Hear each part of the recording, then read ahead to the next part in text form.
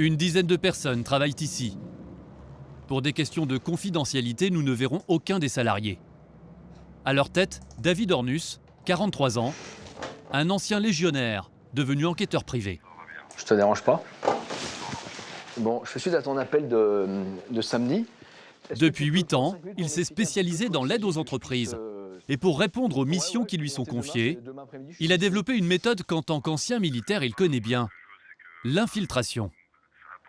Les demandes des clients sur les infiltrations sont des demandes récurrentes, en forte augmentation depuis 2-3 ans, parce que les entreprises qui font appel à mes services sont confrontées à un problème qui leur porte préjudice, un préjudice économique généralement lourd, vol, sabotage, trafic d'informations, fuite d'informations, espionnage économique. Et pour savoir ce qui se passe, il y a un moment où il faut de l'information. Pour obtenir ces informations, on pourrait imaginer que le détective utilise du matériel d'espionnage, micro, caméra discrète ou mouchard. En réalité, il n'en est rien car la loi est très stricte. Ces méthodes sont illégales. C'est écrit noir sur blanc dans le Code du travail. Aucune information concernant personnellement un salarié ne peut être collectée par un dispositif qui n'a pas été porté préalablement à sa connaissance. Autrement dit, un patron n'a pas le droit de collecter des informations personnelles sur ses salariés, sauf s'il les a prévenus. Malheureusement et heureusement, tout n'est pas possible. Aujourd'hui, nous sommes dans un pays de droit. La France n'est ni la Russie ni la Corée du Nord. Nous travaillons avec 2 contraintes particulières qui sont l'atteinte à la vie privée, l'atteinte aux libertés individuelles et une troisième qui est l'atteinte à l'image. Donc bien souvent, les gens pensent qu'on fait du film et de l'image. Ceci dit, ce qui sert, c'est souvent nos rapports circonstanciés qui sont recevables en justice et qui décrivent ce que l'on a vu. Alors, pour obtenir des renseignements, David va faire appel à des enquêteurs, des professionnels de l'infiltration. Ce matin, il a rendez-vous avec l'un d'eux pour faire le point sur sa dernière mission.